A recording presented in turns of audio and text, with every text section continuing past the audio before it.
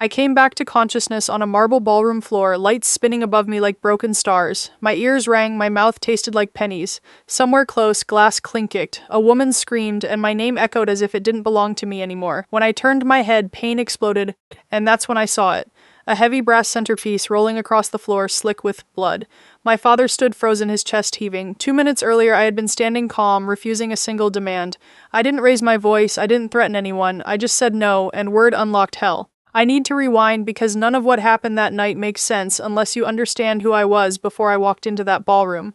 My name is Cheryl, I'm 30 years old, and I work in construction. Not the glamorous kind people like to brag about at dinner parties. The kind where your hands stay rough no matter how much lotion you use. The kind where you measure twice, cut once, and if you mess up, there's no one to blame but yourself. People are often surprised when they hear that.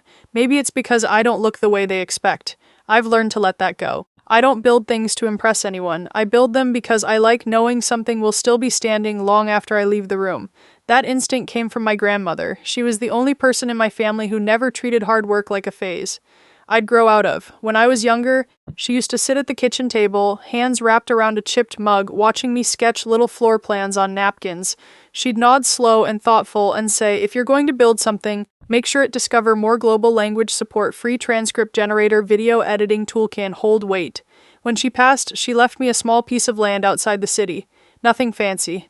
Uneven ground, scrubby trees, the kind of place everyone else dismissed without a second look. My parents called it impractical, a headache, a waste. I saw a foundation. For years I worked days and built nights and weekends. I learned where every wire ran. I knew which floorboard creaked because I'd nailed it myself. When money ran tight, I ate cheap and kept going. When I got hurt, I taped myself up and finished the job. My family never visited the site, not once. To them, my real value was always measured against my younger sister, Melissa. She was softer, louder, always needed saving. My parents orbited around her like gravity demanded it.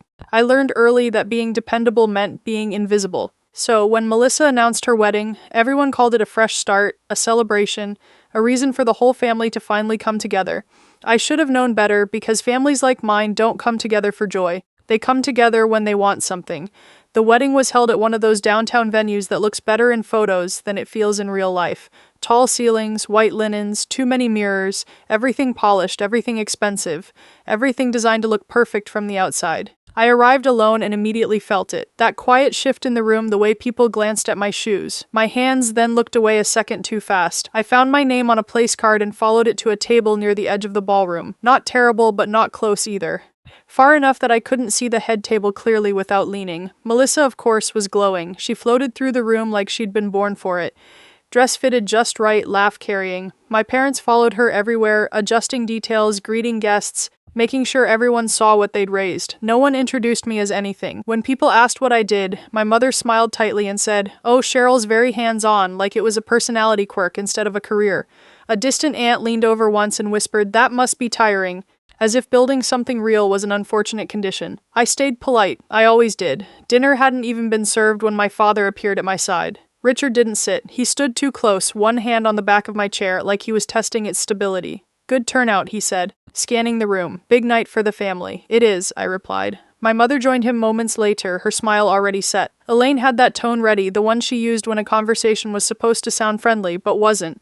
"We need to talk," she said, "just for a minute."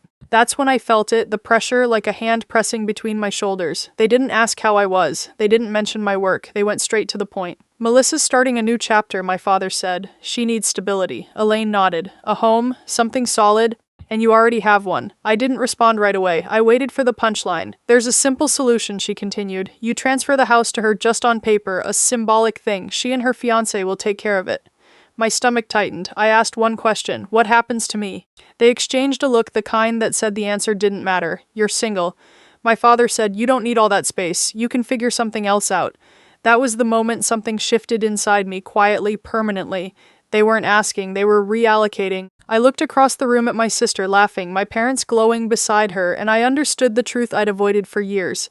To them, my house wasn't my life's work. It was a resource, and I was expected to hand it over without complaint. I hadn't said no yet, but for the first time, I knew I was going to. They didn't give me time to breathe after that.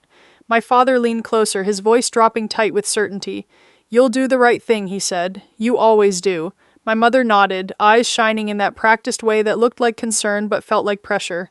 Think about your sister, she added. This is family. You don't want to be the one who ruins her day. The word ruins landed hard. I glanced around the room. Crystal glasses, white flowers, guests smiling, laughing, completely unaware that my life was being negotiated like a line item on a spreadsheet. I thought about the nights I slept in my car to save money, the splinters, the bruises, the quiet pride of locking my own front door for the first time. I looked back at them. I'm not transferring my house, I said. It wasn't loud. It wasn't dramatic, just steady. My mother's smile cracked first. Don't be difficult, she whispered. We're asking you to help. My father's jaw tightened. You're being selfish. No, I replied. I'm being clear. That's when the temperature dropped. You wouldn't even have that place without this family, he said. Everything you have traces back to us. I felt something inside my chest harden. The land came from Grandma, I said. The house came from me. People nearby had started to notice. Chairs shifted. Conversation slowed. My sister was still on the dance floor, unaware or pretending to be. Elaine's voice sharpened. If you walk away from this, she said, don't expect things to stay the same. I understood what she meant. Holidays, birthdays, the illusion of belonging. I stood up. I'm not giving my home away, I said. Not today, not ever. The silence that followed was absolute. I picked up my bag and turned to leave. I remember thinking how strange it was that no one tried to stop me, how calm I felt finally choosing myself. I took 2 steps. Then I heard movement behind me, fast, heavy. I turned just enough to see my father's face twist, something raw and furious breaking through the mask he wore in public. His hand closed around the brass centerpiece from the table. There was no warning, no shout, just the sound of metal cutting through air, and then everything went white. I came back in pieces. Sound first, a sharp, uneven ringing that wouldn't stop like a smoke alarm trapped inside my skull. Then light, too bright, too white. My eyes fluttered open and shut, fighting it. My body felt distant, like it was floating somewhere just above the floor. The floor. I realized I wasn't standing anymore. Cold marble pressed against my cheek. My shoulder burned where it had hit first. When I tried to move, nausea surged so fast I had to freeze breathing through it. Somewhere nearby, a woman screamed my name. Someone else shouted for security. I tasted iron and knew without touching my face that I was bleeding. I rolled my head an inch to the side. That's when I saw it. The brass centerpiece lay on its side a few feet away, one curved edge smeared dark. It was heavier than it looked, the kind of decorative object meant to signal wealth, not be used as a weapon.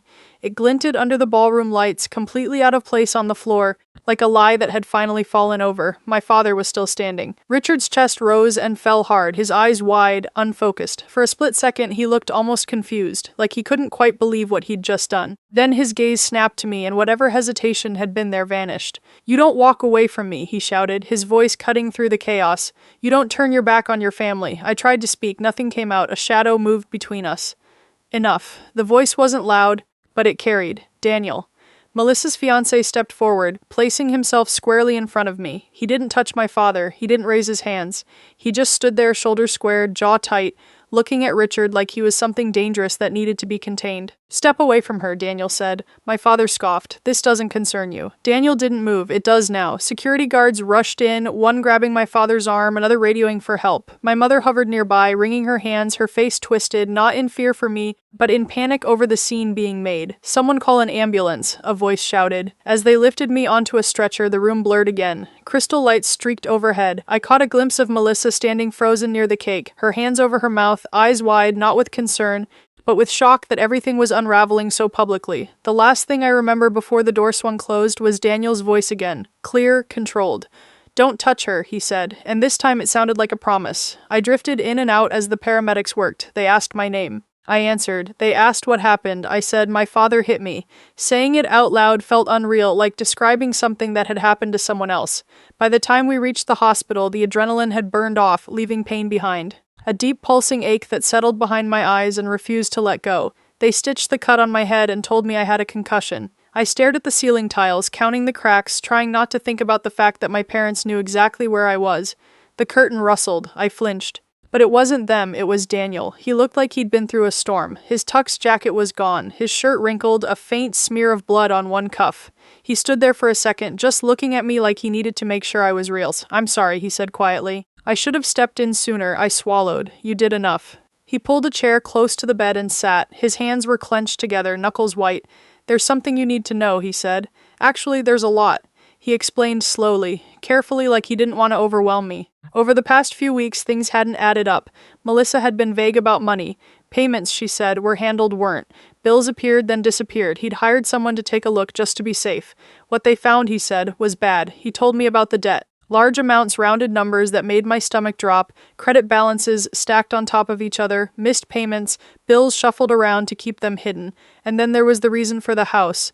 They weren't asking you to help her, Daniel said, his voice tight. They were trying to use your place to cover everything, to make it disappear. I closed my eyes. Of course they were. And that's not all, he continued. Your parents knew. They've been helping her move things around quietly. I felt something inside me go very still. I'm not marrying her, he said. I ended it tonight. I opened my eyes, meeting his gaze. There was anger there and disappointment and something else. Relief maybe that the truth was finally out. You didn't cause this, he added like he could read my thoughts. They did. The next morning the story was everywhere. Videos from the wedding had spread fast. Someone had caught the moment my father swung. Another clip showed Daniel stepping in. You couldn't hear every word, but you didn't need to. The image was enough. Security footage filled in the rest. By the afternoon, I had 2 missed calls from an officer asking if I wanted to make a statement. By evening, my phone was lighting up with messages from relatives I hadn't heard from in years. Some asked if I was okay. Others asked if I'd considered the consequences. My parents' messages were the hardest. My mother begged me to say it was an accident, to tell them he slipped, that it all happened too fast. My father's message was shorter. You pushed me. I didn't reply. Instead, I did the one thing I'd never been allowed to do before. I let professionals handle it. I gave my statement. I handed over the footage. I told the truth plainly without embellishment or apology. I didn't raise my voice. I didn't demand revenge. I just refused to lie. The investigation moved quickly after that. The evidence was clear. Witnesses were plentiful. The story my parents had always relied on, that things could be smoothed over if everyone just kept quiet, finally collapsed under the weight of reality. Weeks later, I sat in a courtroom with my hands folded in my lap, listening as the facts were laid out. The brass centerpiece was entered into evidence. The videos were played. The financial records were referenced, not in dramatic detail, just enough to show motive. My father didn't look at me once. When the judge spoke, her words were calm and precise. She talked about accountability, about boundaries, about how being a parent didn't grant someone ownership over another adult's life. The ruling wasn't explosive. There were no gasps, no cheers, just consequences, and somehow that felt even more powerful. As we left the courtroom, Daniel caught my eye from across the room. He gave me a small nod. Not celebratory, just respectful. For the first time since that night, I felt my shoulders drop. The fight was over. But the silence that followed was louder than anything that came before. The weeks after the hearing passed quietly in a way that felt unfamiliar, but welcome. My father's world shrank fast. The work he'd built his identity around was gone. Doors stopped opening. Invitations dried up. My mother tried to hold everything together with apologies that never quite reached accountability. Melissa disappeared from my life, completely retreating into a silence that spoke louder than any excuse she'd ever given. I focused on healing.